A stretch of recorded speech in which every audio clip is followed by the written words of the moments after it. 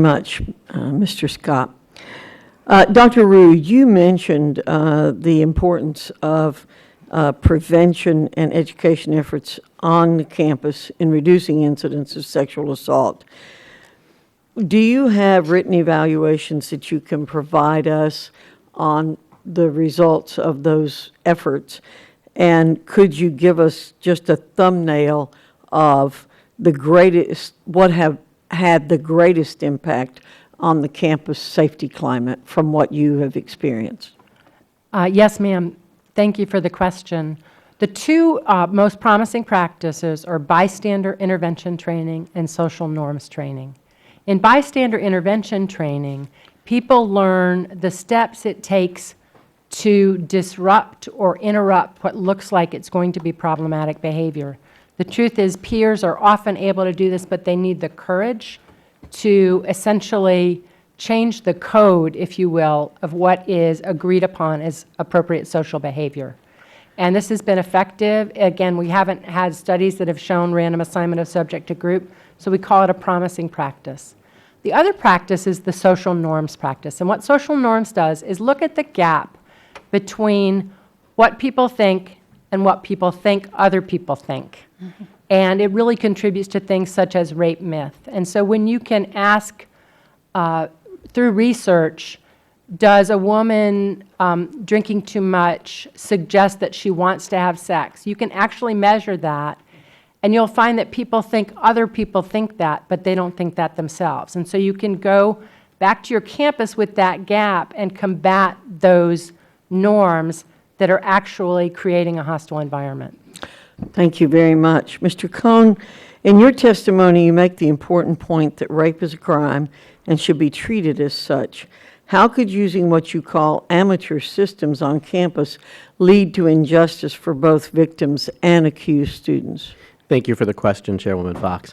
The primary way that the status quo works harms both the accused students and the complainants is that we get unreliable findings because the people adjudicating cases don't have the right tools to do it. The same people who would be fine on juries you have deans of physics departments, English professors, and sophomores trying to figure out if a rape occurred, and they're doing it without forensic evidence, they're doing it without the subpoena power, without the ability to put witnesses under oath, they're doing it without rules of evidence to make sure that relevant information is included and the irrelevant is excluded. The idea that they're going to get it right consistently with all of those limitations is a fantasy. So the primary thing that we can do is make sure that we ask people to play a role that they're competent to fulfill, one that takes advantage of the skills and what they bring to the table, and work together. And that's what I mean when I say that amateurism affects injustices. Ms. Caduto, you mentioned that you were a negotiator in the rulemaking process for implementation for VAWA. Could you tell us a little bit more about that experience and how you believe the opportunity for stakeholders to contribute to the development of the regulations resulted in clearer and more transparent expectations for schools, especially in contrast to sub-regulatory guidance? Happy to do so, Chairwoman Foxx. Through the negotiated rulemaking, there was a group of, I believe, 28 with our alternates who were very much part of the process. And we represented divergent points of views. Every view, however, being equally committed to dealing with the issue of sexual violence. We had higher education administrators like Dr. Rue at the table. We had counsel like me. We had security officers from higher ed. We had survivors and victims of rape, male and female, both represented. We had advocacy groups at the table.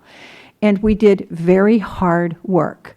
We came together over a 3-month period, and we looked at proposed language proffered by the Department of Education, and we had the opportunity to talk about whether we should drill down in a particular area and impose a single standard on a particular issue, and talk about, as Dr. Rue mentioned earlier, the fact that we need language which is fluid because colleges and universities are so different across this country, large, small, public, private, online, commuter, all those different issues.